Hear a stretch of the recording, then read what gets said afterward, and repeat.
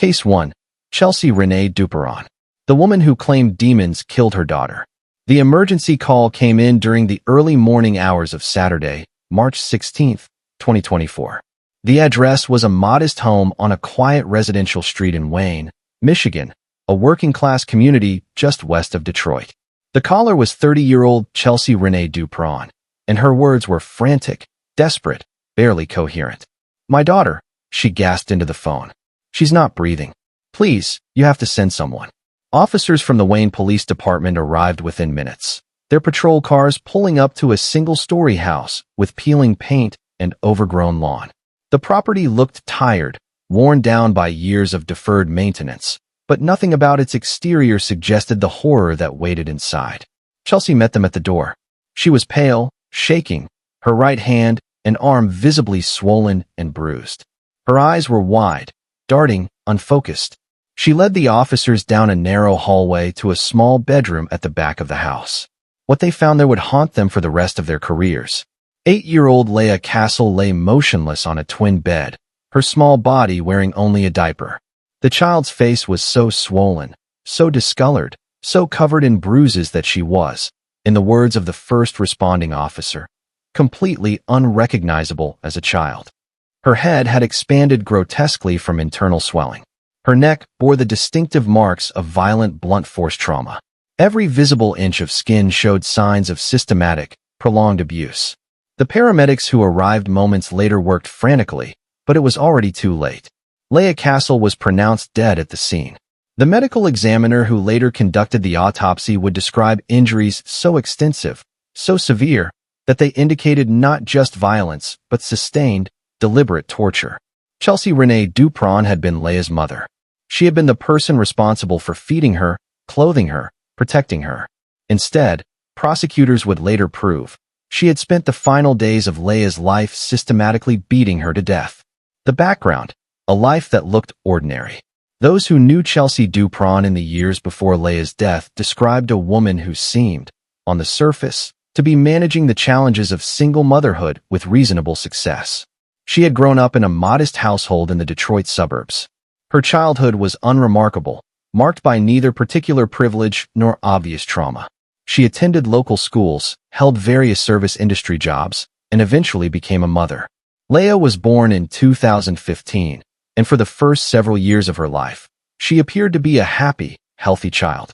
Chelsea's social media accounts from this period show typical maternal posts, birthday celebrations, Halloween costumes, proud moments at school events.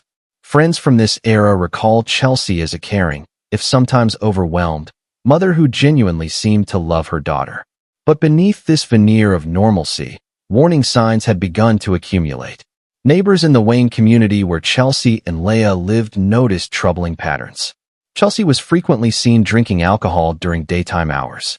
On several occasions, concerned residents reported seeing her drive with Leah in the car while appearing to be intoxicated.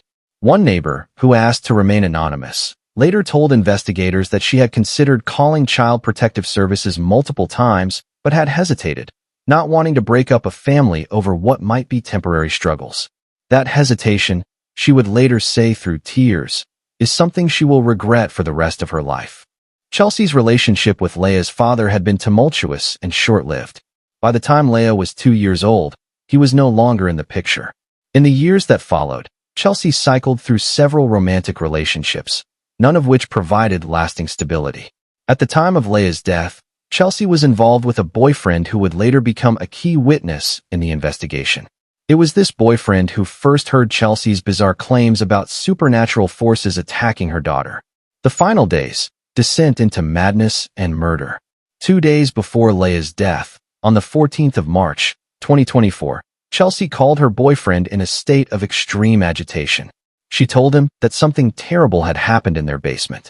She claimed that Leah had been attacked by bad spirits or possibly by a mysterious woman who had somehow entered their home.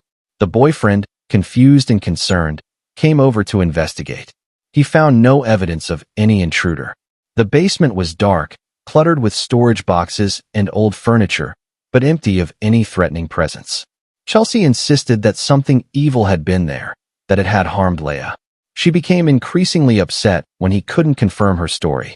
This was the beginning of what prosecutors would later characterize as a psychotic break, a descent into a combination of paranoid delusion and escalating violence that would culminate in Leah's death just 48 hours later. What happened during those 2 days represents some of the most brutal child abuse Michigan law enforcement has ever documented. According to the forensic pathology report compiled by the Wayne County Medical Examiner's Office, Leah Castle suffered repeated, systematic blunt force trauma to virtually every part of her body over a period of approximately 72 hours. The injuries were consistent with being struck with fists, hands, and possibly other objects. The assault was not a single moment of rage. It was sustained, deliberate, and relentless. The most severe injuries were to Leah's head and neck. Multiple impact points suggested that Chelsea had struck her daughter's head repeatedly, causing massive internal bleeding and brain swelling. The child's skull had suffered traumatic injury. Her brain had begun to hemorrhage.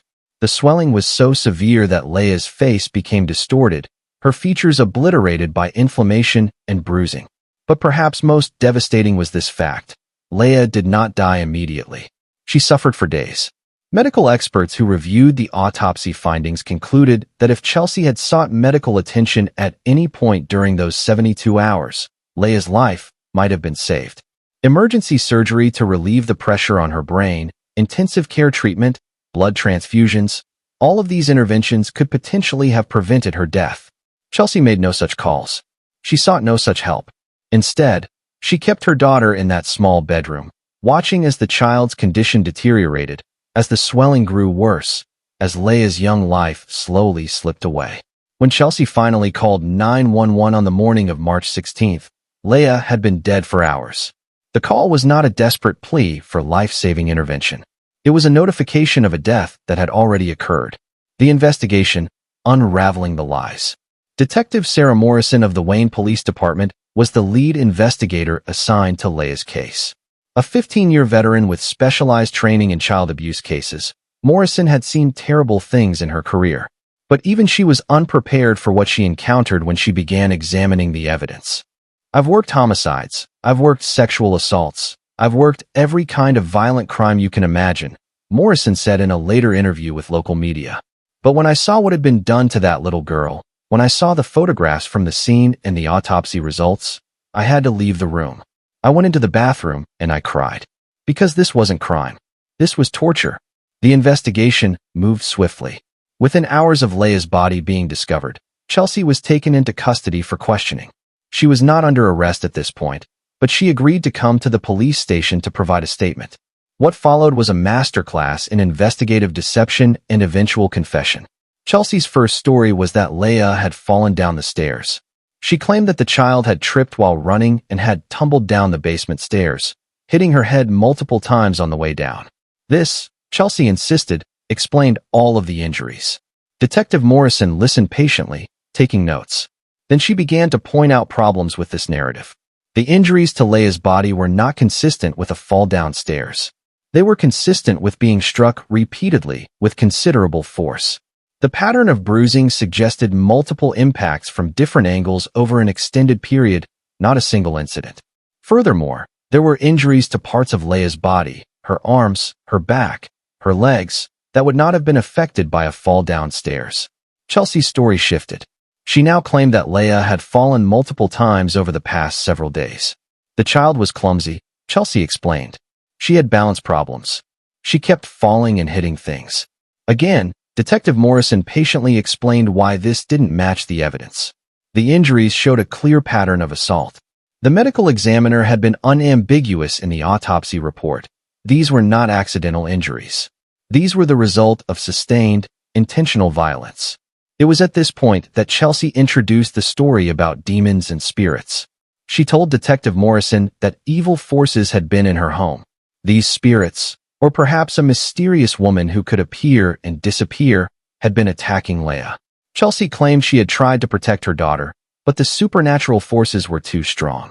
She described elaborate scenarios of spiritual warfare, of attempting to ward off evil entities, of praying for Leah's safety. Detective Morrison recognized these claims for what they were, a desperate attempt to avoid responsibility by attributing the violence to external, unprovable forces. She had seen similar tactics before in cases involving severe mental illness or attempts at an insanity defense. The interview continued for several more hours. Eventually, faced with the overwhelming physical evidence and the logical impossibility of her supernatural claims, Chelsea began to break down. She admitted that she had been the one who struck Leah. She claimed she had been trying to discipline her daughter to teach her a lesson about misbehavior. But she maintained that she never intended to kill Leah.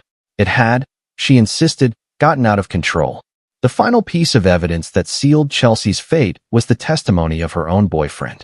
He confirmed that Chelsea had told him about the spirits attacking Leah 2 days before the child's death. He also testified that when he had asked to see Leah during those final 2 days, Chelsea had refused, claiming the child was sleeping or was being punished and couldn't have visitors. In other words, Chelsea had deliberately isolated Leah during the period when she was being most severely abused. She had ensured that no one could witness what she was doing. She had prevented anyone from intervening to save Leah's life. The legal proceedings, justice delayed, justice delivered. Chelsea Renea Duperon was formally charged on March 20, 2024, with felony murder and first-degree child abuse. Under Michigan law, felony murder applies when a death occurs during the commission of another felony, in this case, child abuse.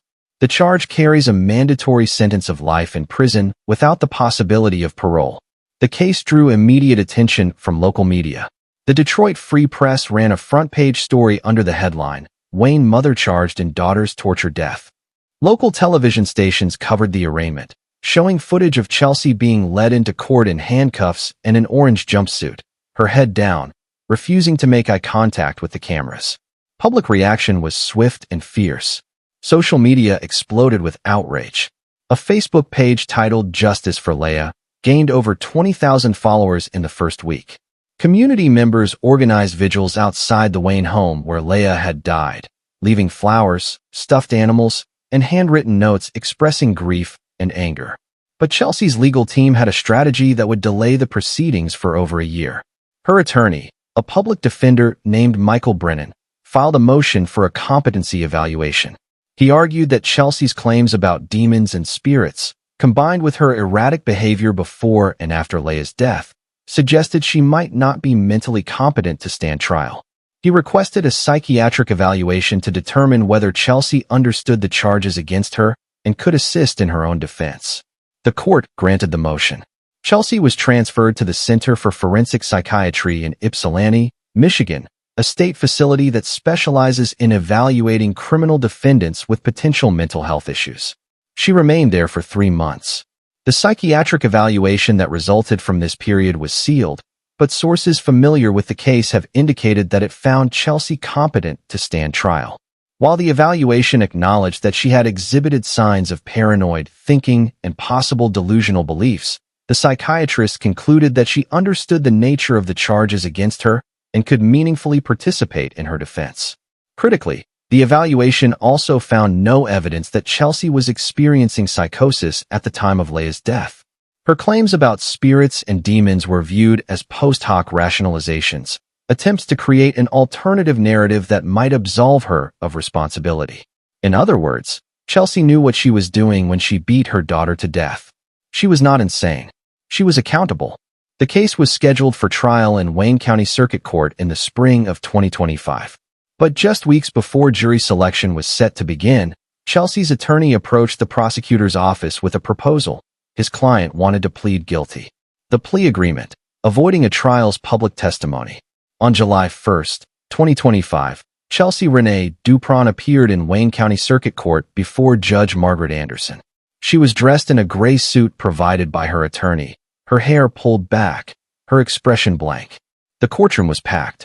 Members of Leah's extended family filled the first 2 rows of the gallery. Behind them sat journalists, court watchers, and members of the public who had followed the case. The bailiff had to turn people away because there simply wasn't room. Judge Anderson called the court to order and asked Chelsea if she understood why she was there. Chelsea nodded. The prosecutor, Assistant Wayne County Prosecutor David Chun, stood and addressed the court. He explained that the state and the defense had reached a plea agreement. In exchange for Chelsea pleading guilty to second-degree murder and first-degree child abuse, the state would dismiss the felony murder charge. This might seem like a generous deal, but there was a critical detail. Under Michigan's sentencing guidelines for second-degree murder involving a child victim, the judge retained discretion to impose a sentence of up to life in prison. Chelsea was not escaping accountability. She was simply avoiding the mandatory life without parole sentence that came with felony murder. Judge Anderson asked Chelsea a series of questions. Did she understand the charges? Did she understand the potential sentences? Had anyone forced or threatened her into taking this plea? Did she understand that by pleading guilty, she was giving up her right to a trial? To each question, Chelsea answered quietly, "Yes, Your Honor." Then came the moment that brought several spectators to tears. Judge Anderson asked Chelsea to describe, in her own words, what she had done to Leah. Chelsea took a long, shuddering breath. Then, in a voice so quiet that the court reporter had to ask her to speak up, she confessed. "I hit my daughter," she said. "I hit her multiple times over several days. I hit her in the head, and I hit her body. I didn't get her medical help even though I knew she was hurt badly. I am responsible for her death." Judge Anderson accepted the plea. She scheduled sentencing for July 28, 2025, and remanded Chelsea to the Wayne County Jail to await that hearing. The courtroom erupted in muted conversation as Chelsea was led away. Several of Leah's family members were crying. One woman, Leah's maternal grandmother, stood and shouted, "You killed my baby. You killed my sweet baby girl." Bailiffs quickly restored order, but the emotion in the room was palpable. This was not closure. This was the beginning of a new phase of grief, one where the family would have to relive Leah's final moments in excruciating detail during the sentencing hearing. The sentencing, images that haunted a judge. The sentencing hearing on July 28, 2025, lasted nearly 4 hours. It was one of the most emotionally charged proceedings Wayne County Circuit Court had seen in years. Judge Anderson began by noting that she had reviewed all of the evidence in the case, including the full autopsy report, the photographs from the scene, and the medical examiner's detailed findings. She made a point of saying that these materials had affected her deeply. "In over 20 years on the bench," Judge Anderson said, her voice tight with emotion, "I have never seen photographs more horrific than the ones in this case. What was done to Leah Castle was not punishment. It was not discipline. It was torture, pure and simple.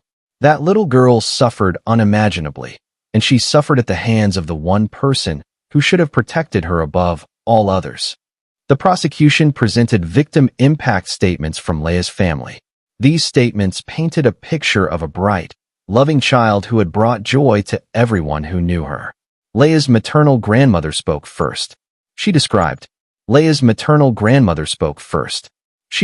little girl who loved to sing, who was learning to read, who wanted to be a veterinarian when she grew up because she loved animals so much. She talked about the last time she had seen Leah alive, just 1 week before her death, when the child had hugged her and said, "I love you, Grandma. You're my favorite." "That was the last time I heard her voice," the grandmother said, tears streaming down her face.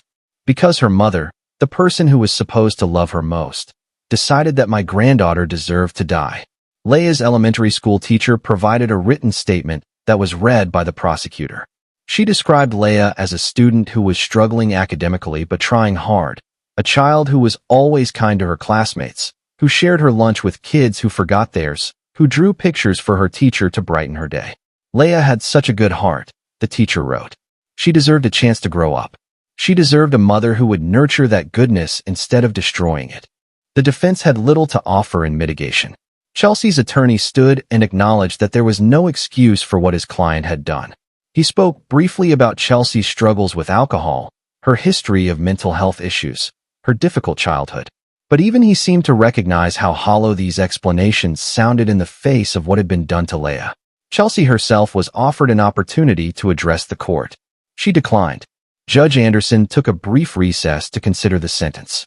When she returned 30 minutes later, her decision was clear. "Ms. Duperon," she said, looking directly at Chelsea, "you have pleaded guilty to second-degree murder and first-degree child abuse. The law allows me to sentence you to anywhere from 0 to life in prison for the murder charge and 0 to life for the child abuse charge. I have considered all of the factors I am required to consider under Michigan law. I have reviewed your background, your lack of prior criminal history, the evidence of mental health and substance abuse issues.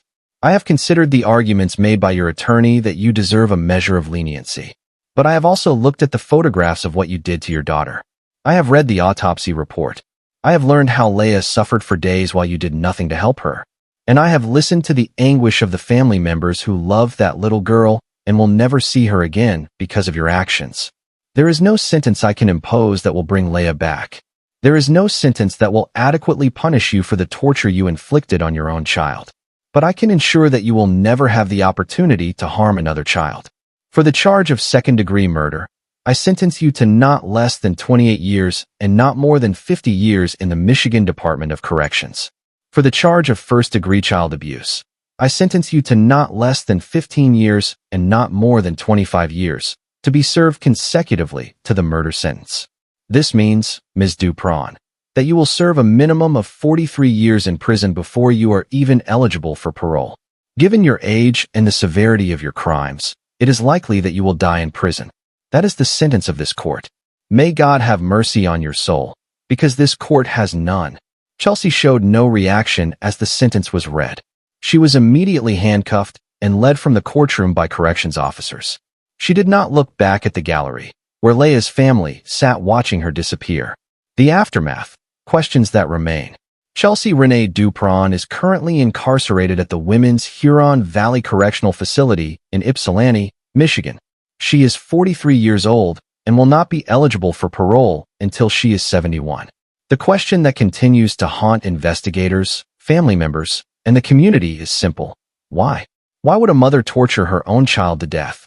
What could possibly drive someone to inflict such sustained, deliberate cruelty on an 8-year-old girl?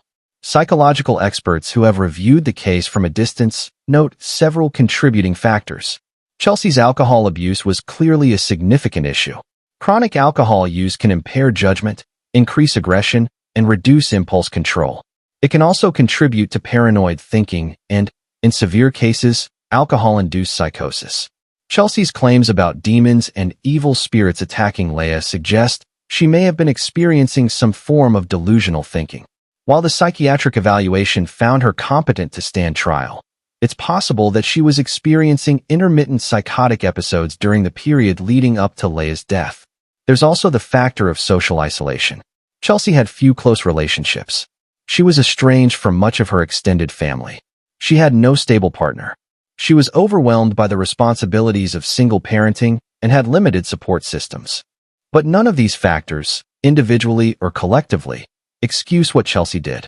Millions of people struggle with alcohol abuse, mental health issues, and social isolation without becoming child murderers. The line between struggling and killing is vast, and Chelsea crossed it willingly, repeatedly, over a period of days. Dr. Rachel Thompson, a forensic psychologist who specializes in cases of maternal filicide, the killing of one's child by a mother, offers this analysis. In cases like Chelsea Duperon's, we often see a perfect storm of risk factors: substance abuse, untreated mental illness, social isolation, financial stress, and a history of trauma. But we also see something else, a fundamental breakdown in empathy. At some point, these mothers stop seeing their children as human beings deserving of love and protection. The child becomes an object, a source of frustration, even an enemy. Once that psychological shift happens, terrible things become possible. Dr. Thompson notes that Chelsea's claims about supernatural forces are particularly telling. When a mother kills her child and then attributes it to demons or spirits, what she's really doing is externalizing her own rage and violence. She's creating a narrative where she's not the monster, something else is. It's a psychological defense mechanism, an attempt to preserve some fragment of her self-image as a good person even in the face of monstrous actions. Leah Castle's family has established a foundation in her name that works to raise awareness about child abuse and to support foster children in the Wayne County area. Every year on Leah's birthday, they hold a memorial event where they release balloons and share memories of the bright, loving girl who was taken from them far too soon. We don't want Leah to be remembered only as a victim, her grandmother said at the most recent memorial event. We want people to remember that she was a real little girl with dreams and hopes. She wanted to help animals. She wanted to make people smile. She deserved to grow up and live those dreams. And because her mother chose violence over love, she never got that chance. As we close this first case, one image remains seared in the consciousness of everyone who was involved. Those photographs that Judge Anderson described as the most horrific she had ever seen. The photographs of a little girl whose own mother beat her so severely that she became unrecognizable. Leah Castle was 8 years old. She should be 14 now, a middle schooler with her whole life ahead of her. Instead, she is gone, and her killer will spend the rest of her life behind bars. Justice was served, but a child is still dead. Thank you for watching Case 1. Like, comment, subscribe for Case 2. Case 2. Azuradee France. The mother who hid her son in a freezer. If the Duperon case represented a breakdown of maternal instinct under the pressure of substance abuse and possible mental illness, the case of Azuradee France represents something even more disturbing. Prolonged, calculated concealment of a crime so heinous that even the most hardened investigators struggled to process it. This is the story of a 3-year-old boy named Chase Allen, a child who was born with significant disabilities and who depended entirely on his mother for care, protection, and love.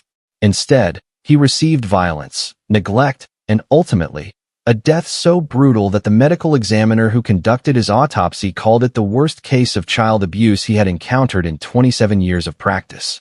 And then, for over 2 years, his body lay frozen in a basement freezer while his mother went about her life as if nothing had happened. The discovery, a welfare check gone wrong. June 24, 2022, started as a routine day for the Detroit Police Department's Child Protective Services Liaison Unit. They had received a report about a child who hadn't been seen by relatives or neighbors in several months. The child's name was Chase Allen, and he lived with his mother, 33-year-old Azuradee France, in a modest house on Detroit's west side. The report had come from Chase's grandmother, who had been growing increasingly concerned about her grandson's absence. Every time she called Azuradee to ask about Chase, she received vague, evasive answers. The boy was sick. He was sleeping. He was staying with a friend. The grandmother didn't believe these excuses, and she finally decided to contact authorities. Detective James Washington was assigned to follow up. He contacted Azuradee by phone and arranged to conduct a welfare check at her residence.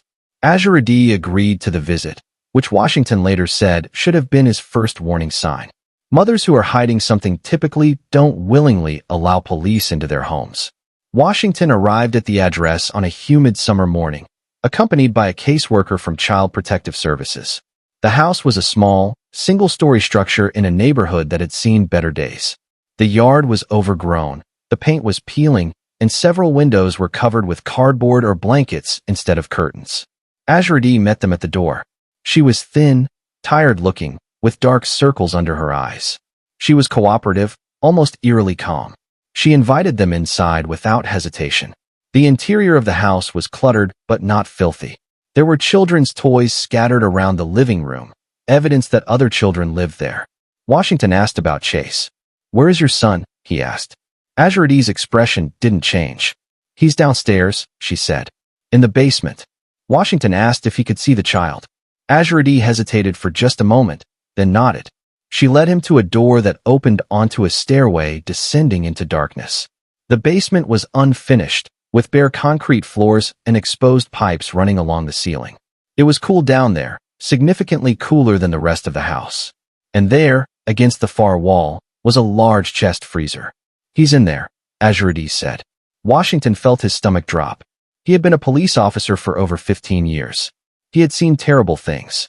But the casual way Azuradee pointed to that freezer, the matter-of-fact tone in her voice, sent chills down his spine. He approached the freezer and lifted the lid. Inside, wrapped in blankets and partially covered in frost, was the body of a small child. The body was in the fetal position, frozen solid. Even through the deterioration and frost damage, Washington could see signs of severe trauma. The child's face was bruised. There were marks on the body consistent with physical abuse. Washington immediately called for backup and secured the scene. Azuradee was taken into custody without incident. She didn't resist. She didn't protest. She simply allowed herself to be handcuffed and placed in the back of a patrol car.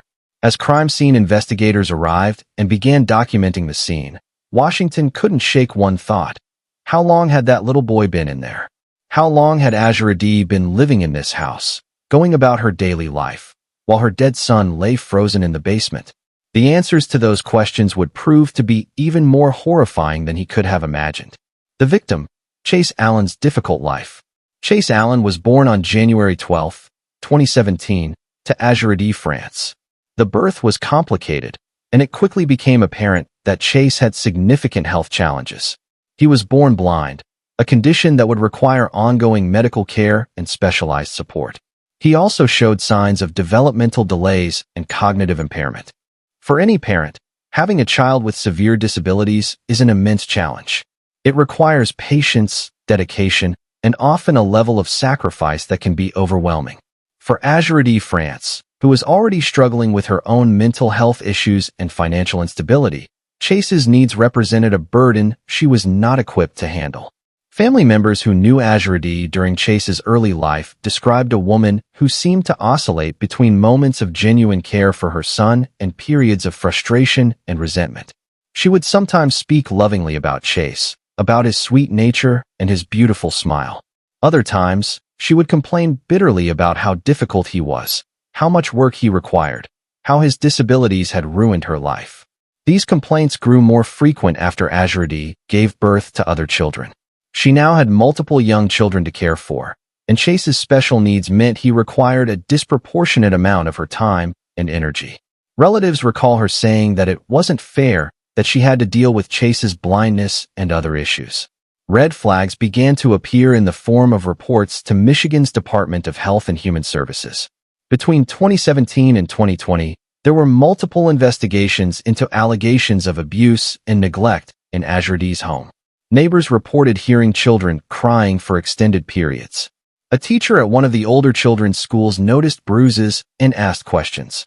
An anonymous caller claimed to have seen Azuradee strike one of her children in a parking lot. Each time, caseworkers visited the home, interviewed Azuradee and the children, and ultimately closed the case without removing the children. The system, designed to keep families together whenever possible, gave Azuradee chance after chance. None of those chances saved Chase Allen.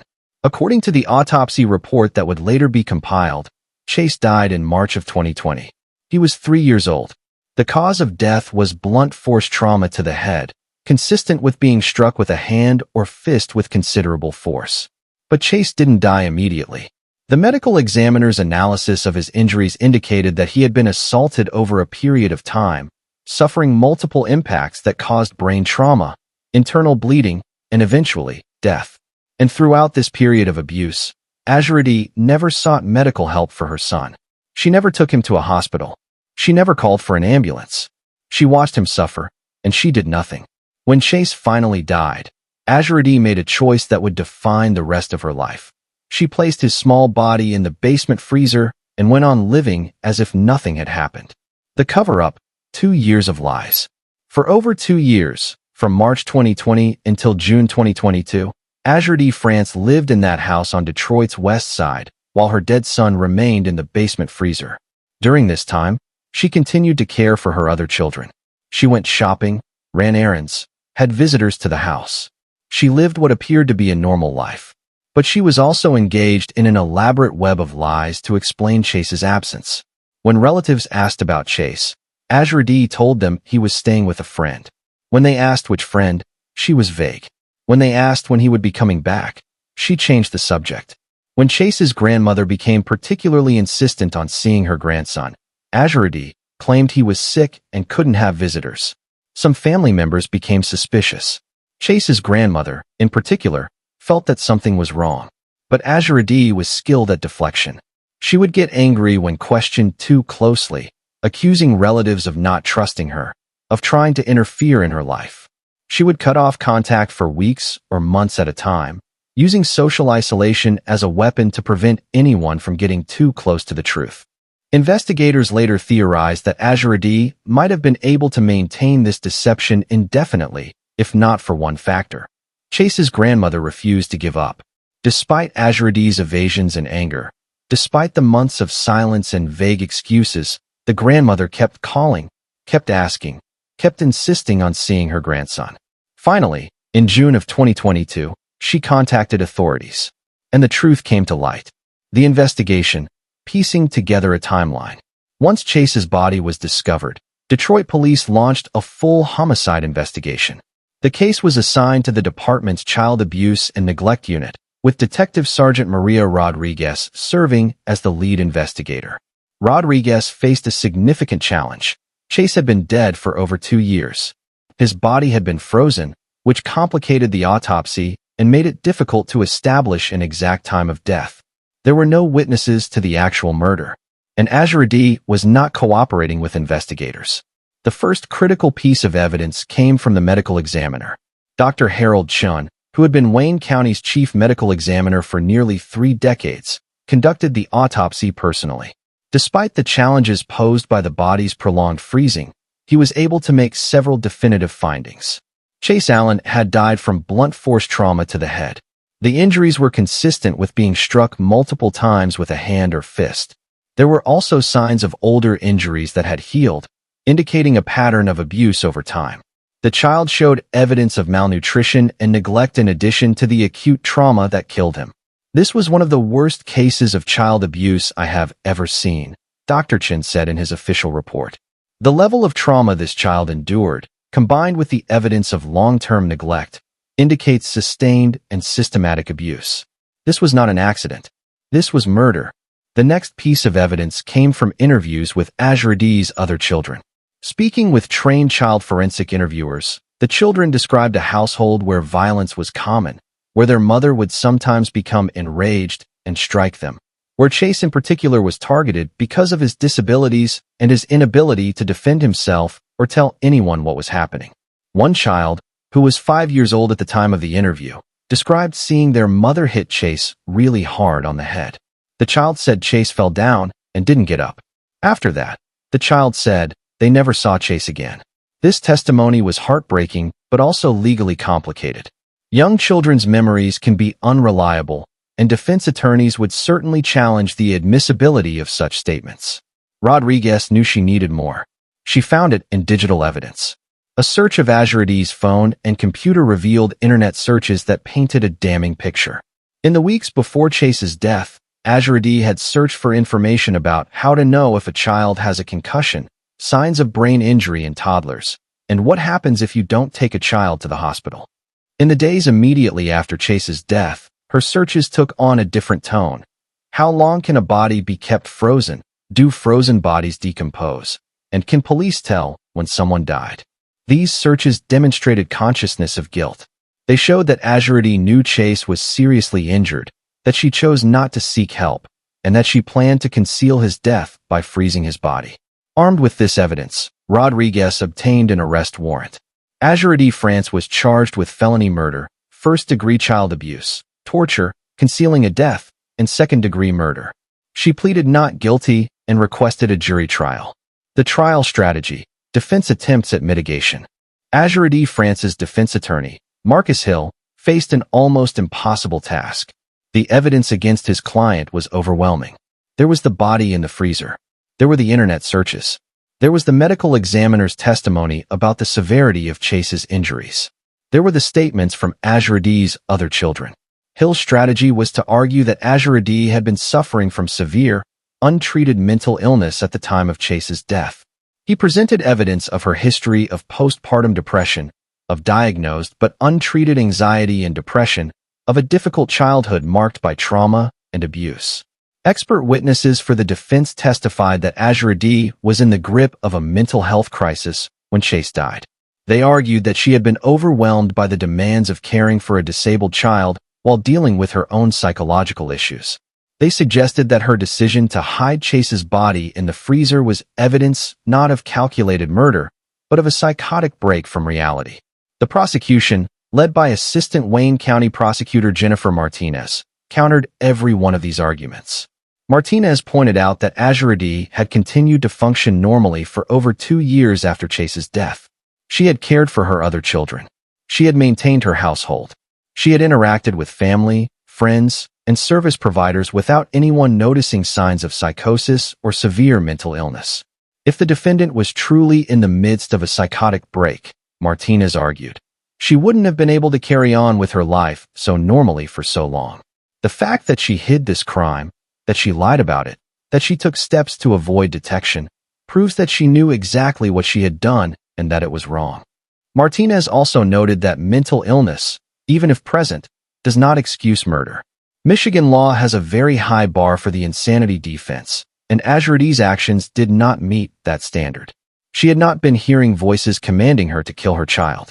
She had not been experiencing delusions that made her believe Chase was a demon or a threat. She had simply been an overwhelmed, angry mother who killed her disabled son and then tried to hide the evidence. The trial lasted 2 weeks. The jury deliberated for less than 6 hours. The verdict and sentencing, life without mercy. On July 15, 2024, the jury returned its verdict, guilty on all counts. Azuradee France showed no reaction as the verdicts were read.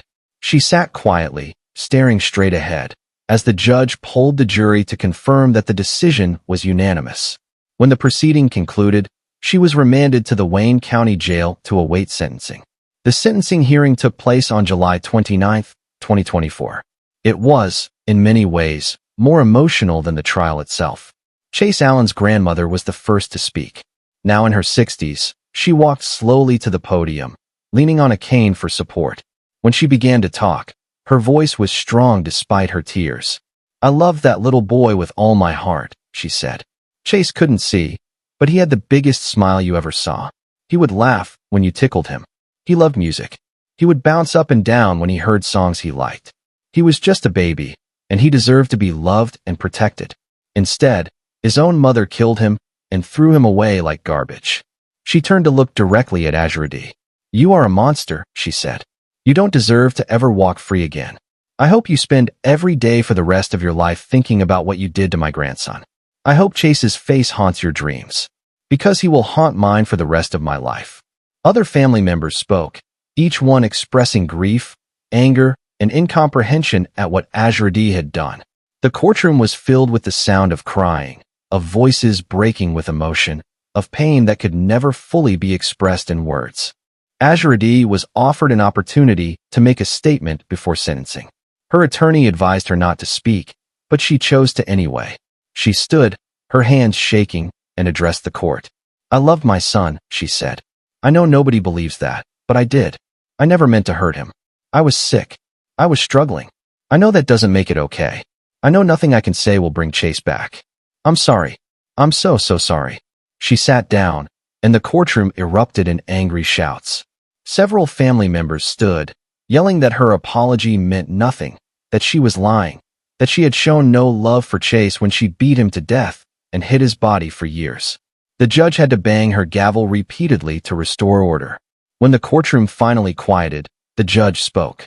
"Miss France," she said, "I have heard your statement, and I have considered all of the evidence presented at your trial and during this sentencing hearing. I have reviewed your background, your mental health history, and the arguments made by your attorney that you deserve some measure of leniency. But I have also seen the photographs of Chase's body. I have heard the testimony about his injuries.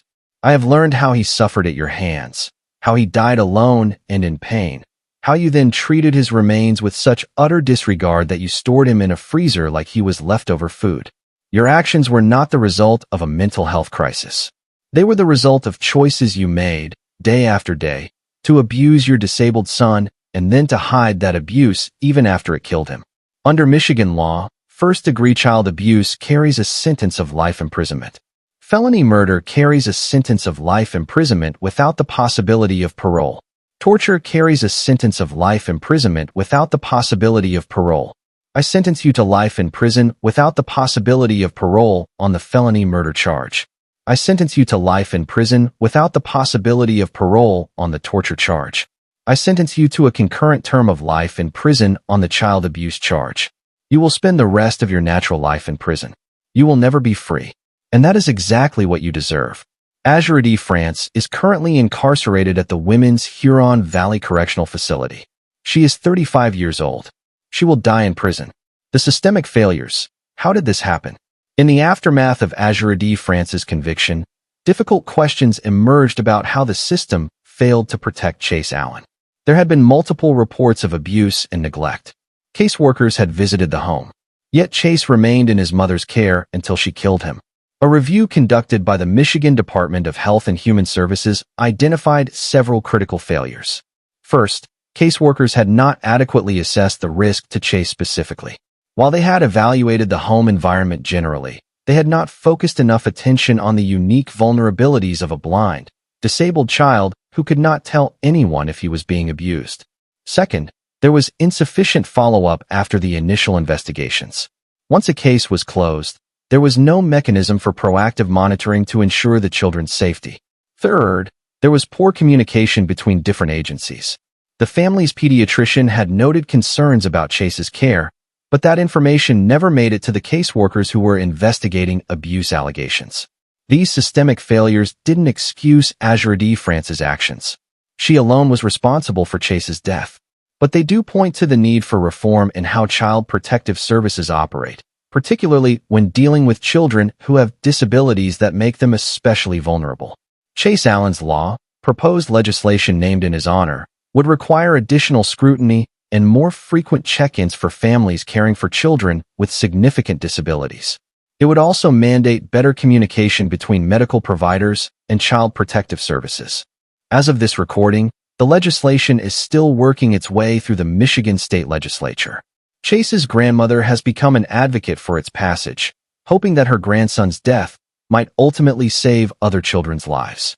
Chase can't speak for himself anymore, she said in testimony before the state Senate. So I will speak for him. I will make sure his death meant something. I will make sure other children are protected in ways he wasn't. Case 3. Tatiana Elena Fusari. The couple who let their baby starve in the name of God. If there's something uniquely horrifying about mothers who kill their children through violence, there's perhaps something even more disturbing about parents who kill through deliberate neglect, who watch their children suffer and waste away and choose, day after day, to do nothing. This is the story of Tatiana Elena Fusari and her husband Seth Welch, a young couple living on a rural farm in Solon Township, Michigan. It's the story of how religious extremism, anti-medical ideology, and parental rights rhetoric combined to create an environment where a 10-month-old baby girl starved to death while her parents watched, refusing to seek help because they believed doctors were part of a satanic conspiracy.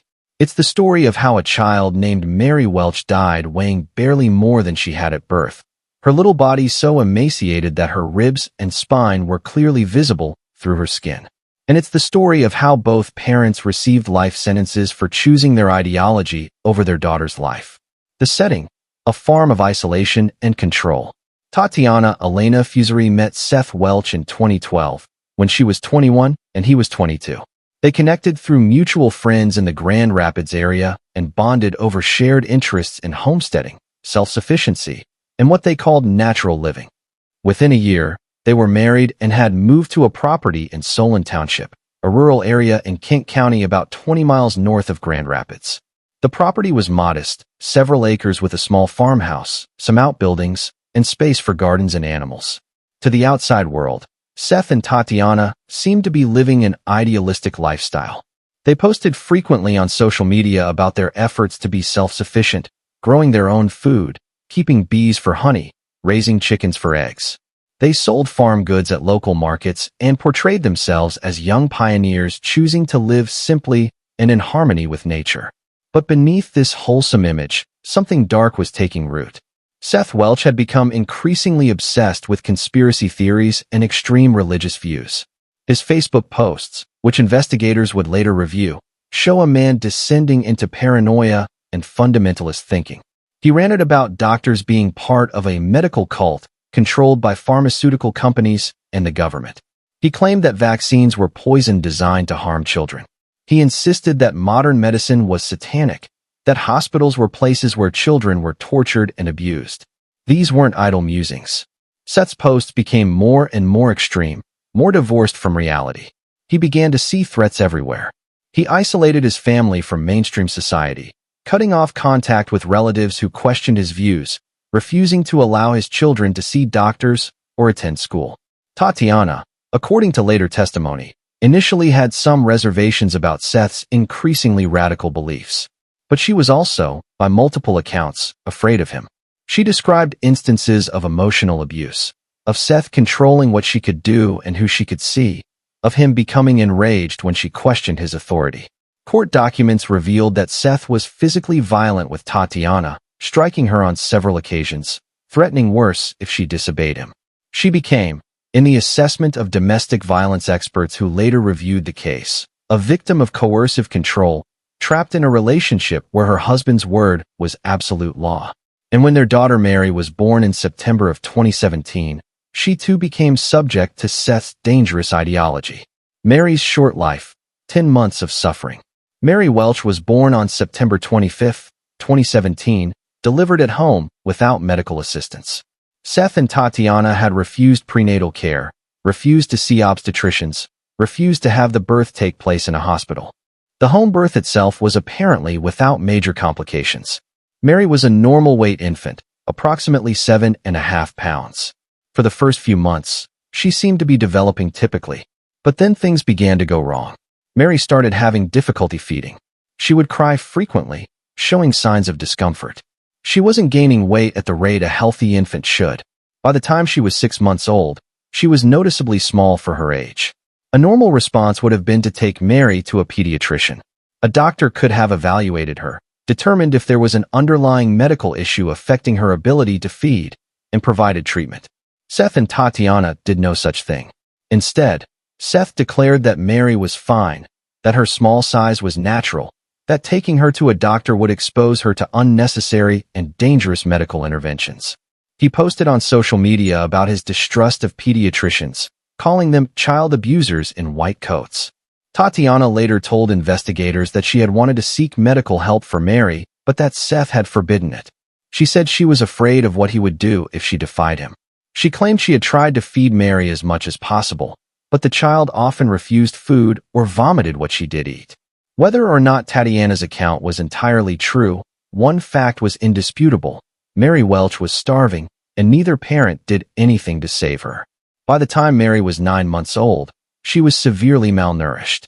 Relatives who saw the family at a gathering in July of 2018 later reported that the baby looked like a skeleton, that her eyes were sunken, her cheeks hollow, her bones visible through her skin. One family member, Seth's cousin, took Tatiana aside and begged her to take Mary to a doctor. Tatiana became tearful and said she couldn't, that Seth wouldn't allow it. The cousin considered calling Child Protective Services but ultimately didn't, a decision she would later describe as the greatest regret of her life. On August 1, 2018, Tatiana put Mary in her crib for a nap in the early afternoon. Seth was elsewhere on the property, working on farm tasks. When Tatiana checked on Mary later that afternoon, the baby appeared to be asleep. Tatiana didn't disturb her.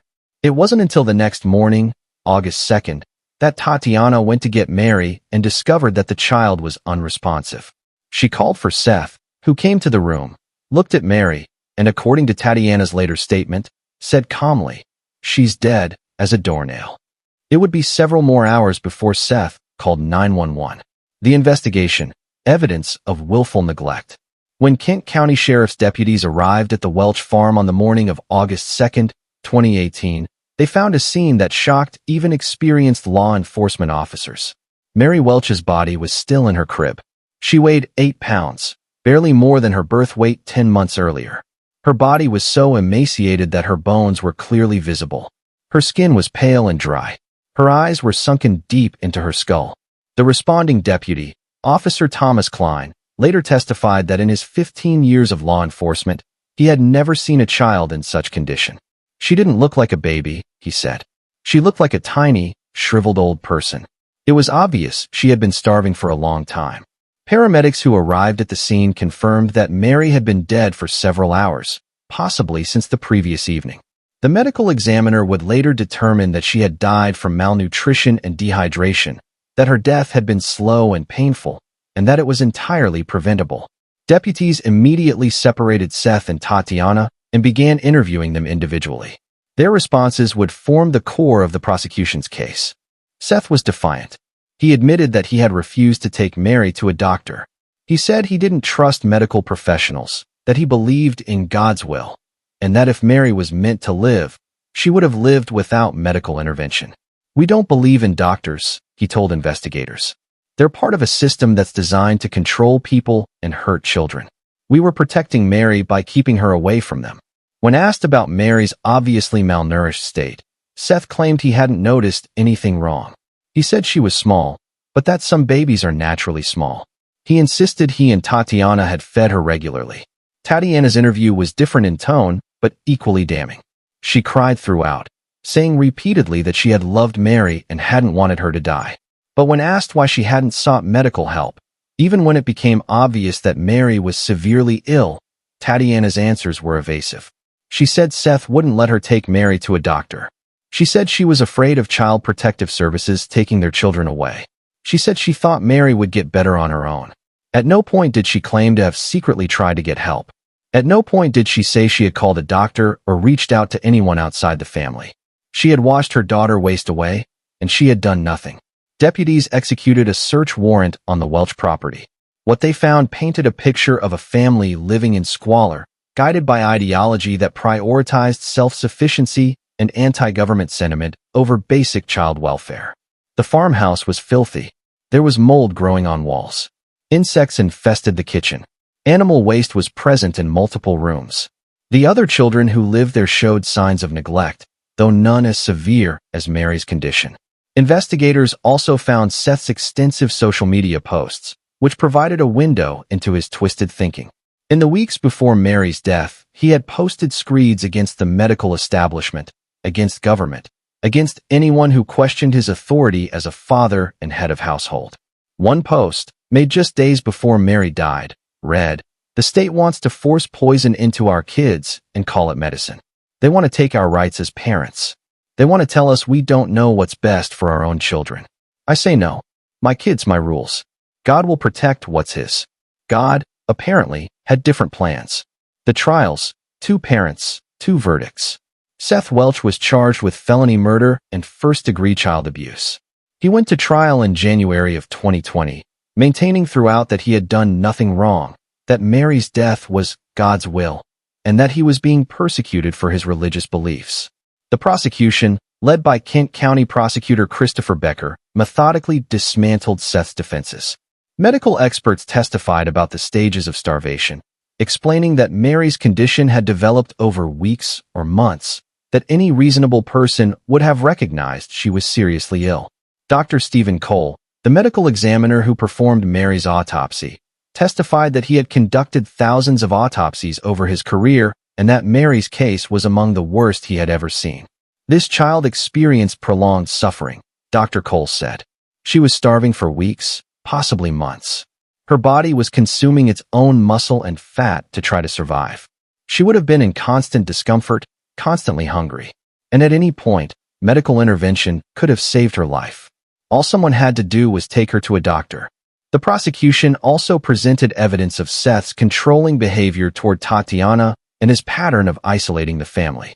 Domestic violence experts testified about coercive control and about how Seth's religious extremism was used as a tool of abuse. But critically, the prosecution made clear that whatever Seth's beliefs, they did not give him the right to let his child starve to death. Religious freedom does not include the freedom to harm children. The jury deliberated for less than a day. They found Seth Welch guilty on all counts. Tatiana's trial came later, in November of 2021. Her defense strategy was different from Seth's. While Seth had insisted he was right and that the medical establishment was wrong, Tatiana's attorney argued that she was a victim herself, trapped in an abusive relationship, too afraid of Seth to defy him. The prosecution acknowledged that Tatiana had indeed been abused by Seth, but they argued that her victimization did not excuse her complete failure to protect Mary. Tatiana Fusari had opportunities to save her daughter. Prosecutor Becker told the jury. She could have called 911 when Seth was out of the house. She could have taken Mary to a hospital and said she was leaving Seth. She could have told the relative who begged her to seek medical help that yes, she needed help and would take it. But she did none of those things.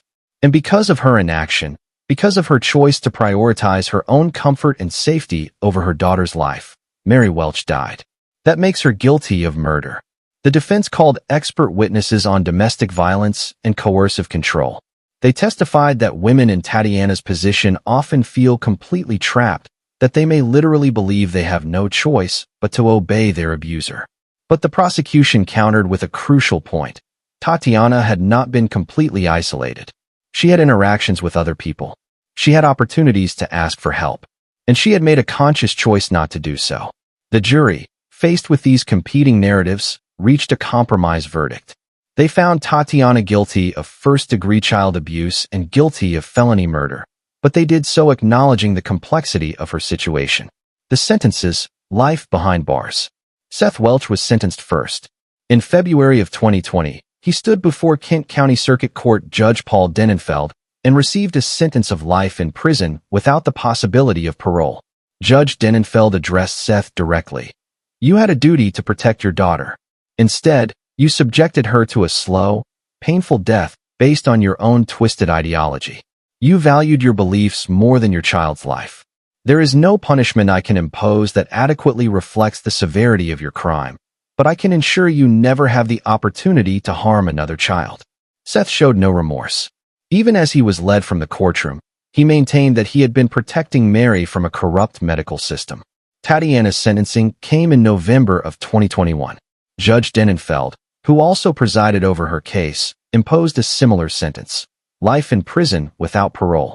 But his comments to Tatiana were different in tone from what he had said to Seth. "Ms. Fusari, I believe you were a victim of your husband's abuse," the judge said. "I believe you were afraid of him and felt trapped. But I also believe that your fear does not excuse your failure to protect Mary. You had options. You could have found a way to get help. You chose not to, and your daughter paid the price with her life. Your sentence reflects both the gravity of your crime and the court's recognition that your culpability is different from your husband's.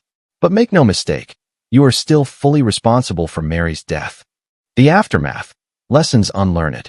The deaths of children like Mary Welch often prompt discussions about how to balance parental rights with child protection. It's a delicate balance, and one that American society has struggled with for generations. On one hand, parents have a fundamental right to raise their children according to their own values and beliefs. The state should not intervene in family matters except when absolutely necessary to protect children from harm. On the other hand, children have rights too. They have a right to medical care when they're sick. They have a right to adequate nutrition. They have a right to live. When parental beliefs conflict with children's basic needs, which takes precedence? In the case of Seth and Tatiana Welch, the answer is clear. The child's right to life superseded the parent's religious beliefs. No ideology, no matter how sincerely held, gives someone the right to let a baby starve to death. But preventing such tragedies in the future is more complicated.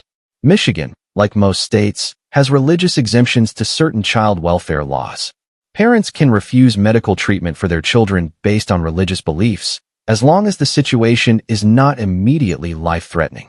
The problem, of course, is that by the time a situation is obviously life-threatening, it may be too late to save the child. After Mary's death, child welfare advocates pushed for reforms to Michigan's religious exemption laws. They argued that religious freedom is important but cannot be absolute when children's lives are at stake. These efforts have met with mixed success. Some reforms have been implemented, including requirements for wellness checks on children who are not receiving regular medical care. But religious liberty organizations have fought back, arguing that such requirements violate parental rights. The debate continues, even as children continue to die. Mary Welch would be 6 years old now if she had lived. She would be in first grade, learning to read, making friends, exploring the world. Instead, she died at 10 months old, a tiny, suffering infant who never had a chance at life because her parents valued their ideology more than her well-being. Her death was preventable. Her suffering was unnecessary. And her parents will spend the rest of their lives in prison because they chose belief over love, ideology over action, and pride over the life of their daughter. Case 4, Amber Reeves. The babysitter who called it protection. Not all of the cases we examine today involve biological mothers. Sometimes, the most profound betrayals come from those who are entrusted with children's care, people who accept the sacred responsibility of protecting someone else's child, and then violate that trust in the most horrific ways imaginable. This is the story of Amber Reeves, a 25-year-old woman who was babysitting her boyfriend's 14-month-old son when she decided that the toddler needed to be protected from his father. Her method of protection was to beat the child to death. The twisted logic she used to justify her actions, the manipulation she employed to avoid immediate suspicion, and the complete lack of remorse she displayed even after conviction make this one of the most disturbing cases in Michigan's recent history. The setup, a relationship built on resentment. Amber Reeves had been dating James Tracy for approximately 8 months when the events of October 2018 unfolded. James was a single father with primary custody of his son, Logan Tracy, an energetic toddler who had just recently learned to walk and was beginning to speak his first words. Amber did not have children of her own, but she had presented herself to James as someone who loved kids and would be happy to help with childcare. In the early months of their relationship, she seemed to genuinely enjoy spending time with Logan. She would play with him, read to him, take him to the park. But beneath this facade, resentment was building. Amber worked part-time at a fast food restaurant, a job that barely covered her own expenses. She was frustrated by what she saw as the limitations of her life. She had dropped out of community college 2 years earlier and had been drifting from job to job ever since. At 25, she felt stuck, like life was passing her by while she was trapped in dead-end work and dead-end relationships. Her relationship with James was part of that frustration. She later told a court-appointed psychologist that she felt like James was using her as free childcare, that he expected her to watch Logan whenever he wanted to go out or needed someone to cover while he worked. These complaints might have been valid concerns to discuss in a healthy relationship, but Amber didn't discuss them. Instead, she internalized her anger, letting it build until it found an outlet in violence against the most vulnerable person in her life, a 14-month-old child who couldn't even speak in full sentences yet. There was another element to Amber's growing rage. She had convinced herself that James was abusing Logan. This belief had no basis in reality. There was no evidence of abuse. Logan showed no signs of being afraid of his father. Medical records from his pediatric checkups showed no unexplained injuries. Child Protective Services had never received any reports about James. But Amber had created an entire narrative in her mind. She believed that James was too rough with Logan during playtime. She interpreted the normal bumps and bruises that any active toddler gets as signs of abuse. She told friends that she suspected James was hurting Logan when she wasn't around. Several of those friends later told investigators that they had tried to tell Amber she was wrong, that Logan seemed fine, that she was seeing problems that weren't there. But Amber couldn't be dissuaded. She had decided James was an abuser, and nothing would change her mind. This delusion would become the foundation for her justification of murder. The day of the crime, October 13, 2018.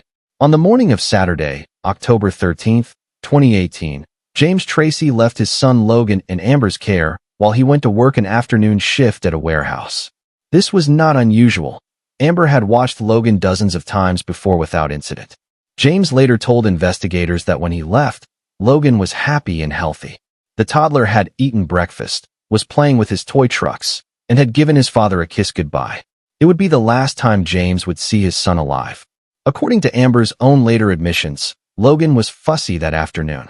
He was tired, cranky, and kept crying for his father. This was normal behavior for a 14-month-old who missed his parent, but Amber interpreted it as evidence that Logan was distressed because of James's alleged abuse. She tried to calm him down, but Logan kept crying. He wanted his father. He wanted to be held and comforted. And Amber, instead of providing that comfort, became enraged. In her statement to police, Amber described what happened next in chilling, matter-of-fact terms. She said she needed Logan to stop crying and listen. She said she had to make him understand that she was trying to protect him. Her method of making a 14-month-old child understand was to strike him repeatedly in the stomach with her fists.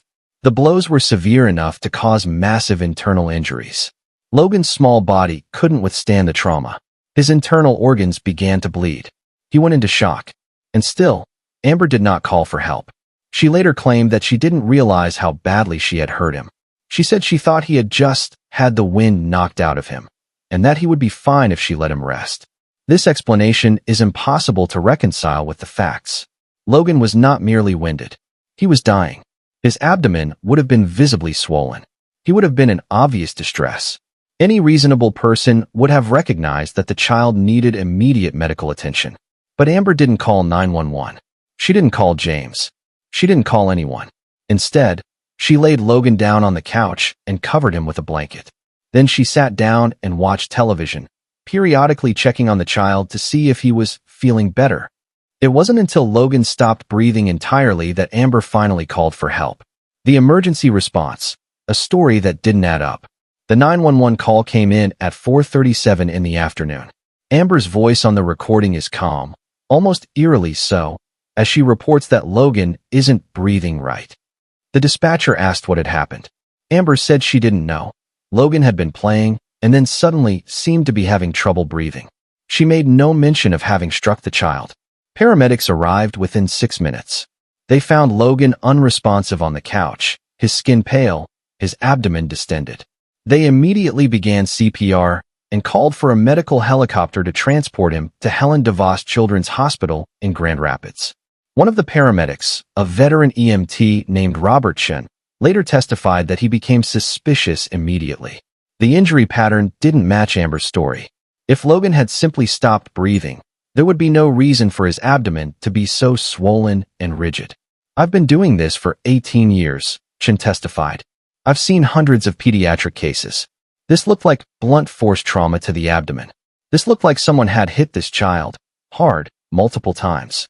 Chen pulled Amber aside while his partner continued working on Logan. He asked her again what had happened. Amber stuck to her story. She didn't know. Logan had just suddenly gotten sick. Chen didn't believe her, but his immediate priority was getting Logan to the hospital. He made a mental note to report his suspicions to the emergency room doctors. Logan was airlifted to the hospital, where doctors worked frantically to save his life. But the injuries were too severe. His liver had been lacerated. He had internal bleeding that couldn't be stopped. His small body had endured trauma that would have been serious for an adult, let alone a toddler. At 6:15 that evening, less than 2 hours after Amber had called 911, Logan Tracy was pronounced dead. James Tracy, who had been called from work and had rushed to the hospital, was with his son when he died. He held Logan's hand and told him he loved him, over and over, even as the machines that had been keeping the child alive were turned off. And while James was saying goodbye to his son, Amber was in a different part of the hospital, being questioned by police. The investigation, from suspicion to confession. Detective Maria Santos of the Jackson County Sheriff's Department was assigned to investigate Logan's death. She had extensive experience with child abuse cases and had developed a reputation for being thorough and relentless in pursuing justice for young victims. Her first step was to review the medical examiner's preliminary findings. Dr. James Morrison, a forensic pathologist, had conducted an examination of Logan's body and found evidence of severe blunt force trauma to the abdomen. The injuries were consistent with being struck multiple times with a fist or other blunt object. Critically, Dr. Morrison found no evidence of any pre-existing medical condition that could have caused Logan's injuries. This was not a case of a child with a bleeding disorder or fragile organs. This was a case of deliberate, inflicted trauma. Detective Santos began interviewing everyone who had been in contact with Logan in the days before his death. She spoke to James Tracy, who was devastated and completely cooperative.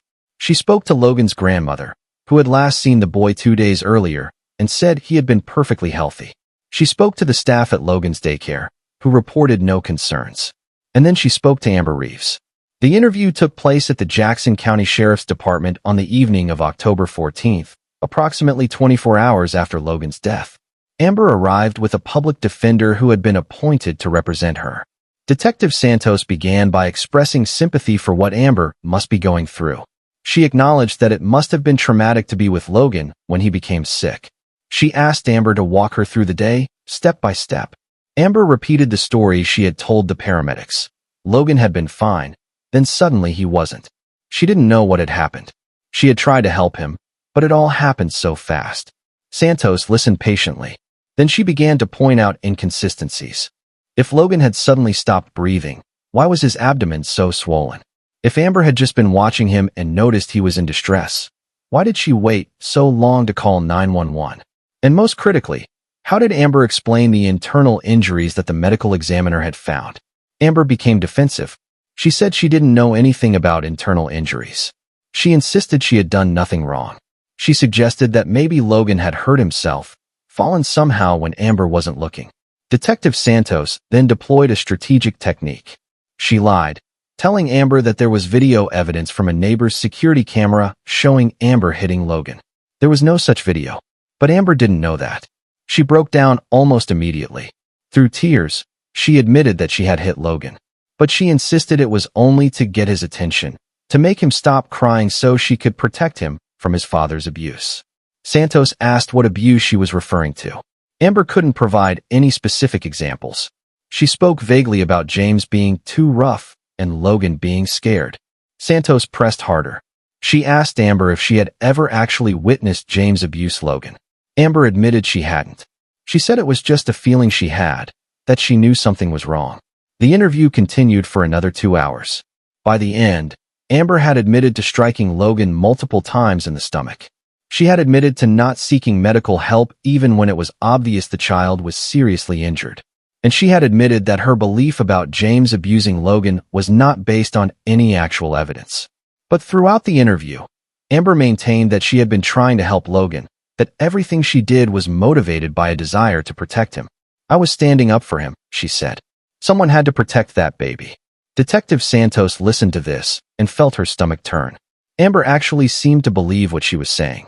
She had created an entire false narrative to justify her actions, and she had convinced herself that she was the hero of the story. The legal proceedings, a shocking lack of remorse. Amber Reeves was charged with second-degree murder and second-degree child abuse. She initially pleaded not guilty and requested a jury trial, but as the evidence mounted and it became clear that she had no viable defense, her attorney convinced her to accept a plea agreement. In February of 2019, Amber pleaded guilty to manslaughter and second-degree child abuse. In exchange, the prosecution agreed to dismiss the murder charge and to recommend a specific sentencing range. The plea hearing was brief and clinical. Amber admitted that she had caused Logan's death by striking him. She acknowledged that she had failed to seek medical help when she should have, but she did not express remorse in any meaningful way. When the judge asked if she wanted to say anything to Logan's family, Amber declined. The sentencing hearing, scheduled for April 10, 2019, was a very different affair. Logan's family filled the courtroom. His grandmother, his grandfather, his aunts and uncles all came to speak about the bright, joyful child whose life had been stolen by someone who was supposed to protect him. Logan's mother, Rachel Tracy, who had shared custody with James, gave a victim impact statement that left almost everyone in the courtroom in tears. "My baby boy was 14 months old," she said, her voice breaking. "He was just starting to really talk. He could say mama and dada and truck because he loved his toy trucks so much. He would laugh when you tickled his belly. He loved bath time. He loved being read to before bed." And then Amber Reeves decided that my son needed to be protected by being beaten to death. She decided that she knew better than his own parents what was good for him. She took it upon herself to play God with my baby's life. When I got the call that Logan was in the hospital, I thought it was going to be okay. I thought, kids get hurt, they get sick, but they get better. I never imagined I would be planning my 14-month-old son's funeral. Amber took that from me. She took Logan's first day of school. She took his first time riding a bike. She took his graduation, his wedding, the grandchildren he might have given me someday. She took everything. And she's not even sorry. She sits there with that blank face, and she's not sorry. Rachel was right. Throughout the sentencing hearing, Amber sat quietly at the defense table, showing no visible emotion. When victim after victim spoke about Logan's death and the devastation it had caused, Amber stared straight ahead, her expression neutral. Several people who were present later reported that at one point, Amber appeared to be smiling slightly. When asked about this by her attorney during a break, she reportedly said she was just thinking about something else. This stunning lack of empathy became a central focus of the prosecution's sentencing arguments.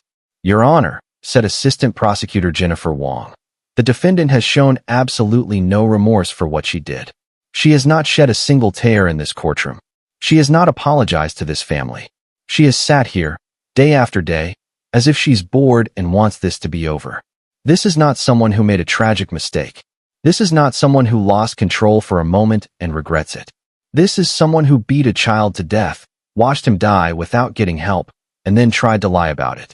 And even now, even after pleading guilty, She shows no understanding of the enormity of what she's done. The law allows you to sentence her to 10 to 15 years in prison. We ask that you impose the maximum sentence. The defense attorney made a brief argument that Amber had mental health issues that should be considered in mitigation, but he couldn't point to any formal diagnosis or expert testimony to support this claim. It was clear even he was struggling to find anything positive to say about his client. Judge Susan Jordan took very little time to reach her decision. "Ms. Reeves," she said, "I have presided over criminal cases for 15 years. I have seen people who committed terrible crimes and who were genuinely remorseful. I have seen people who made awful mistakes and who spend every day wishing they could take those mistakes back. You are not one of those people. You show no remorse. You show no empathy. You have offered no real explanation for why you did what you did, other than a delusional belief that you were protecting Logan from abuse that never happened. You took a beautiful, innocent child and you beat him to death. And then you sat and watched TV while he died on the couch next to you. That level of callousness, that level of disregard for human life, especially the life of a helpless toddler, is almost incomprehensible. I sentence you to the maximum term allowed by law, 10 to 15 years in the Michigan Department of Corrections. You will serve every day of that sentence. And when you are eventually released, you will have to live with what you did for the rest of your life. I hope that someday you develop the capacity for remorse. But based on what I've seen in this courtroom, I'm not optimistic." Amber Reeves is currently incarcerated at the Women's Huron Valley Correctional Facility. She will be eligible for parole in 2029 after serving her minimum 10-year sentence. Logan's family has already indicated they will appear at every parole hearing to oppose her release. The psychological analysis, when delusion meets violence. The Amber Reeves case raises troubling questions about how someone can kill a child and genuinely believe they were helping. Dr. Patricia Chun, a forensic psychologist who reviewed the case at the request of a documentary filmmaker, offered this analysis. What we see with Amber Reeves is a combination of narcissistic thinking and what we call altruistic filicide, though in this case, it's not actually altruistic at all. She created a narrative where she was the hero, the protector, the only one who truly cared about Logan's welfare.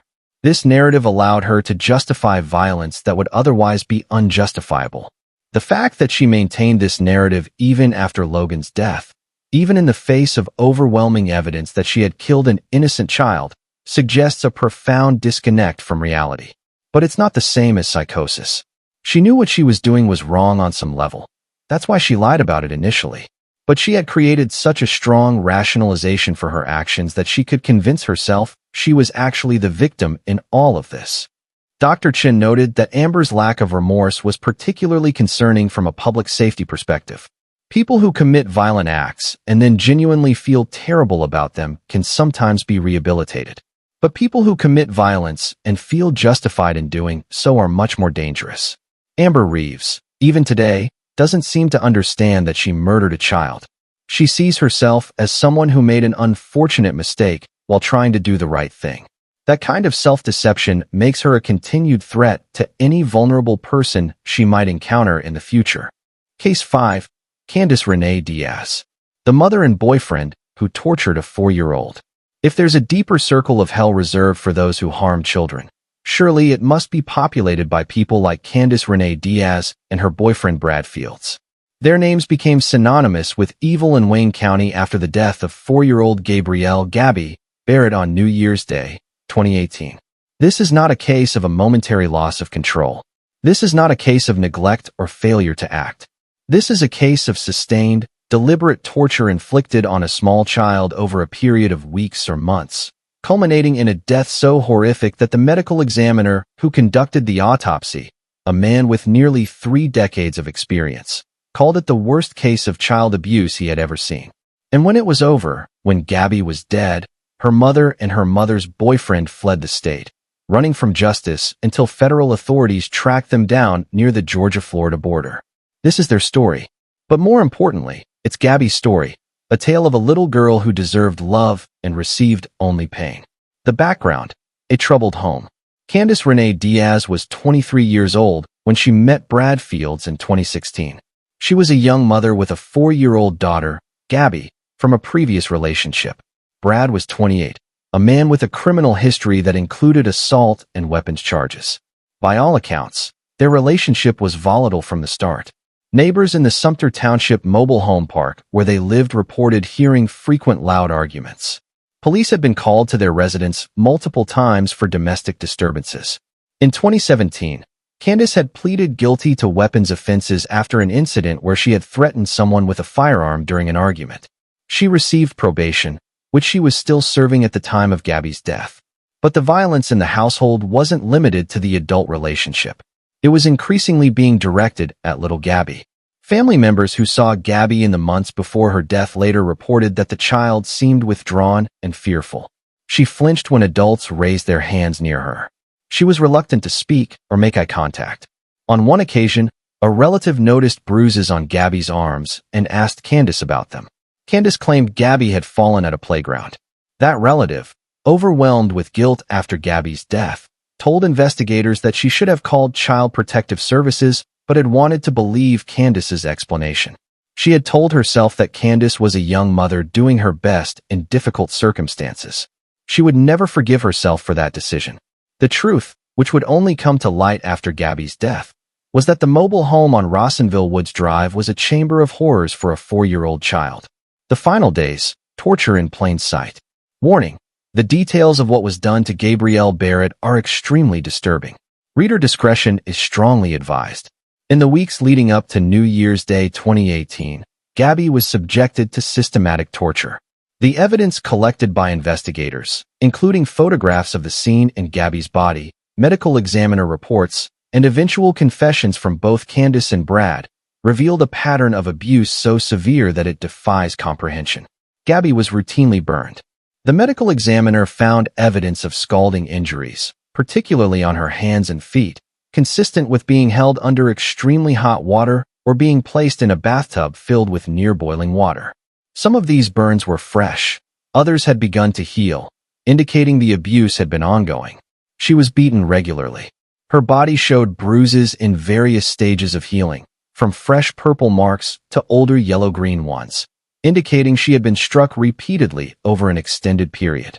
The bruises covered her arms, legs, torso, and face. She was starved. At the time of her death, Gabby weighed significantly less than a healthy 4-year-old should. Medical records showed she had been a normal weight at her last pediatric checkup 6 months earlier, meaning the weight loss was recent and dramatic. And she was neglected in ways that boggle the mind. The mobile home where Gabby lived was filthy. There was animal waste throughout the residence, including in areas where the children slept. There were drugs and drug paraphernalia in plain view. There were firearms accessible to children. All of this was documented when police finally entered the home on January 1st, 2018. But by then, it was too late for Gabby.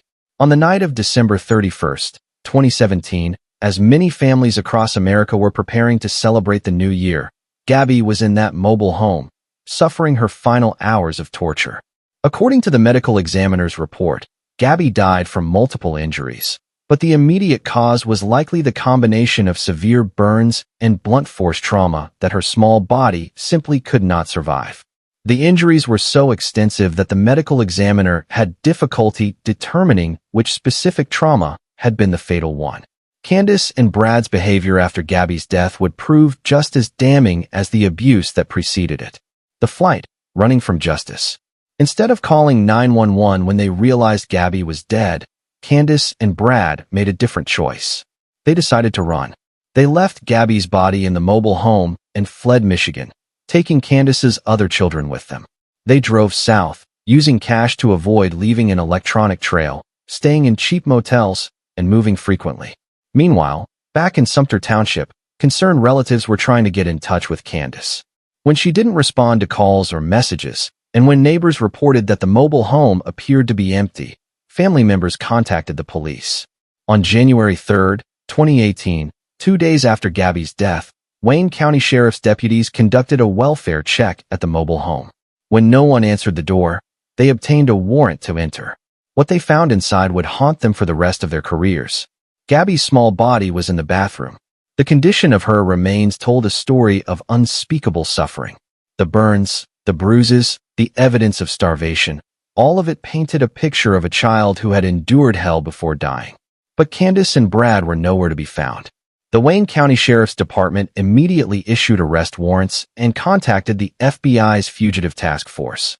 Cell phone records showed that Candice's phone had last pinged off towers in southern Georgia, indicating that the couple was heading further south, possibly toward Florida. Federal authorities began tracking them, monitoring for any use of credit cards, cell phones, or other traceable activities. The search received significant media coverage, with Candice and Brad's photos shown on local and national news outlets. The fugitives managed to stay on the run for 5 days. But on January 6, 2018, the FBI's Fugitive Task Force located them at a budget motel near the Georgia-Florida state line. The arrest was conducted without incident. Brad and Candice were found in their motel room with Candice's other children, who appeared physically unharmed but were immediately taken into protective custody. During the arrest, a federal agent asked Candice if she knew why they were being arrested. According to the agent's later testimony, Candice responded, "Yeah, I know. It's about Gabby." She showed no emotion when she said it. The legal battle. 2 defendants, 2 strategies. Candice Renea Diaz and Brad Fields were extradited back to Michigan and charged with felony murder, second-degree murder, torture, and first-degree child abuse. They were held without bond, deemed flight risks given their recent attempt to flee the state. Their cases were initially joined, meaning they would be tried together. But as the legal proceedings progressed, it became clear that they had very different defense strategies. Brad's attorney chose to fight. He maintained his client's innocence, claimed that any injuries to Gabby had been inflicted by Candice alone, and insisted that Brad had been unaware of the abuse. This strategy was problematic given the extensive evidence that Brad had been living in the mobile home and must have witnessed at least some of the abuse. Candice's attorney chose a different path. He began negotiating with prosecutors for a plea agreement, arguing that while Candice was guilty, she had been under the influence and control of Brad, who was the primary aggressor. This narrative painted Candice as a victim herself, a young woman trapped in an abusive relationship, too afraid of her boyfriend to protect her daughter. The prosecution was skeptical of this characterization. While they acknowledged that Candice had been in an abusive relationship with Brad, they argued that this did not absolve her of responsibility for Gabby's death. She was Gabby's mother. She had a duty to protect her child, even if that meant leaving Brad or calling police. But the prosecution also recognized that securing a conviction against Candice would be easier with a plea than with a trial, especially given the sympathetic narrative her attorney could present to a jury. And they wanted to ensure that at least one of Gabby's killers received a substantial prison sentence. In December of 2018, Candice agreed to plead no contest to second-degree murder and first-degree child abuse. In exchange, the more serious charges would be dismissed, and the prosecution would recommend a specific sentencing range. The no-contest plea was strategic. It meant Candice was not admitting guilt, but was acknowledging that the evidence against her was sufficient for a conviction. This distinction mattered less in practical terms than in psychological ones. Candice could maintain to herself and others that she hadn't actually admitted to killing her daughter, even as she accepted punishment for it. Brad's case went to trial in early 2019.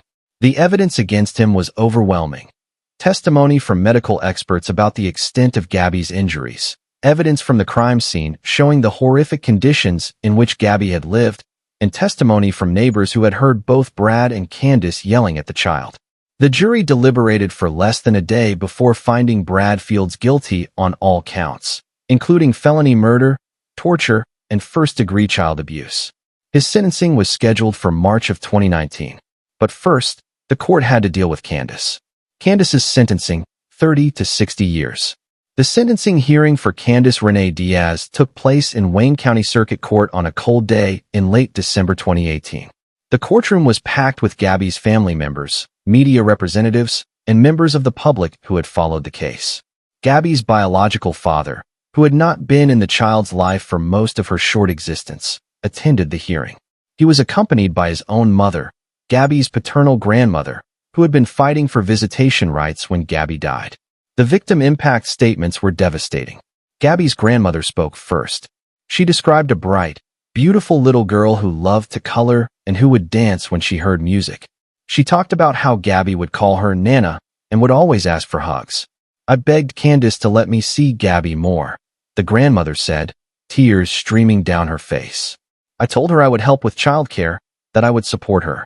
But she kept making excuses, saying it wasn't a good time, that they were busy. Now I know why. She was hiding what she was doing to my granddaughter. She knew that if I saw those bruises, if I saw how thin Gabby was getting, I would call the police. So she kept me away. And because I didn't fight harder, because I accepted her excuses, my granddaughter is dead. I will never forgive Candice for what she did. But I will also never forgive myself for not protecting Gabby when I had the chance. Several other family members spoke, each one expressing grief, anger, and incomprehension at how a mother could do such things to her own child. When it was Candice's turn to speak, she stood and addressed the court. Her statement was brief and, to many observers, deeply inadequate. "I'm sorry for what happened to Gabby," she said, her voice flat and emotionless. "I love my daughter. I never meant for any of this to happen. I was in a bad situation with Brad, and I couldn't get out. I wish I could go back and change things, but I can't." She sat down. She had not cried. She had not looked at Gabby's family. She had delivered her apology like someone reading from a script, hitting the required points but conveying no genuine emotion. Judge Vonda Evans, who presided over the hearing, had clearly been preparing her remarks. When she spoke, her voice was heavy with both sorrow and anger. "Ms. Diaz," she began, "I have been a judge in Wayne County for over 20 years.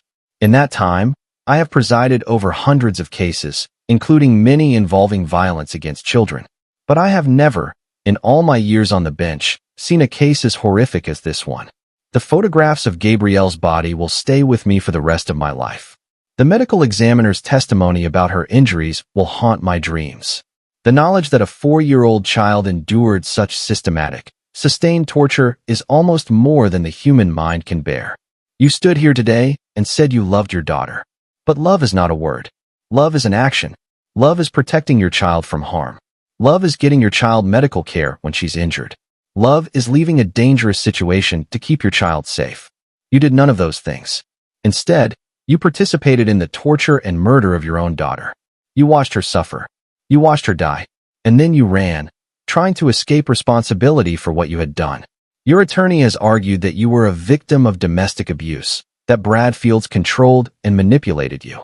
I have no doubt that your relationship with Mr. Fields was abusive, but that does not excuse your complete failure to protect Gabrielle. You had opportunities to save your daughter's life.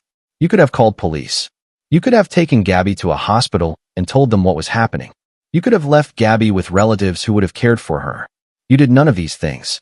The law allows me to sentence you to anywhere from 0 to 60 years in prison for the second-degree murder charge and 0 to life for the child abuse charge. I have carefully considered all of the factors I am required to consider under Michigan's sentencing guidelines. For the charge of second-degree murder, I sentence you to not less than 30 years and not more than 60 years in the Michigan Department of Corrections.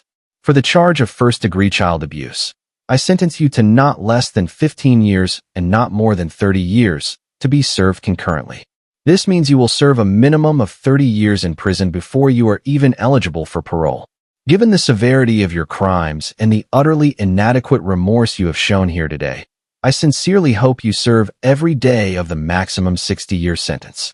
There is nothing I can do to bring Gabrielle back. There is no sentence I can impose that will adequately punish you for what you did to that little girl. But I can ensure that you will spend the majority of your remaining life behind bars, where you can never harm another child. That is the sentence of this court.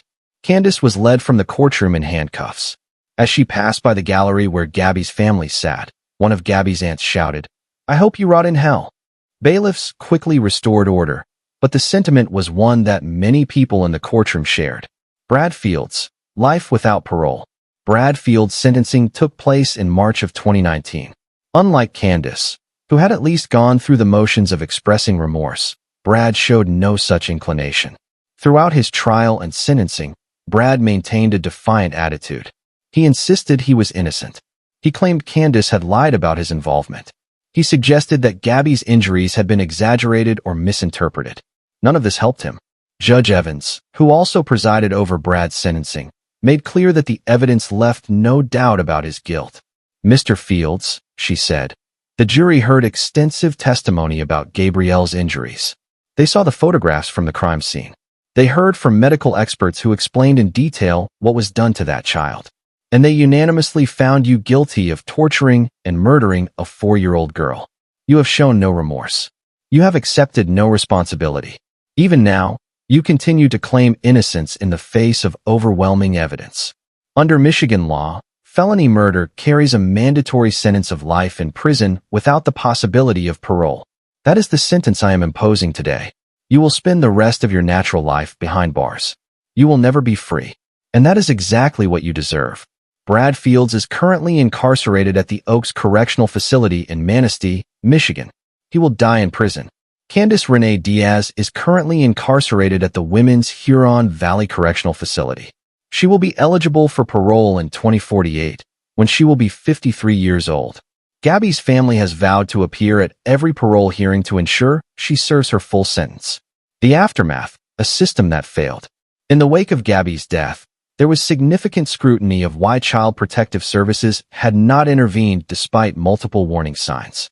A review by the Michigan Department of Health and Human Services found several points where the system had failed Gabby. Family members had expressed concerns about bruises they had seen on Gabby, but these concerns were not reported to authorities until after her death. Neighbors had heard concerning sounds from the mobile home, including what sounded like a child screaming, but most had not called police, assuming it was just a domestic argument. Candice's probation officer had conducted home visits, but had apparently not noticed signs of child abuse or neglect, or if he had not reported them. Medical professionals who had seen Gabby for routine care had noted she appeared small for her age, but had not followed up to determine if there were concerning reasons for her low weight. Each of these failures individually might have been forgivable, but collectively, they represented a catastrophic breakdown in the system meant to protect vulnerable children. Michigan has since implemented reforms designed to address some of these issues, including better training for probation officers on recognizing signs of child abuse, requirements for medical professionals to report concerns about child neglect, and public awareness campaigns encouraging community members to report suspected abuse. But no reform can bring Gabby back. No policy change can undo what was done to her. Gabrielle "Gabby" Barrett would be 10 years old now if she had lived. She would be in 4th grade, learning and growing and experiencing all the joys of childhood. Instead, she died at 4 years old, after enduring torture that most adults couldn't survive.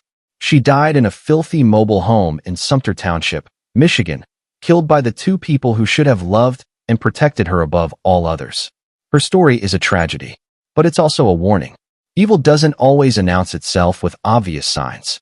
Sometimes it hides in plain sight, in mobile homes and suburban houses, behind closed doors where children suffer while the world goes about its business.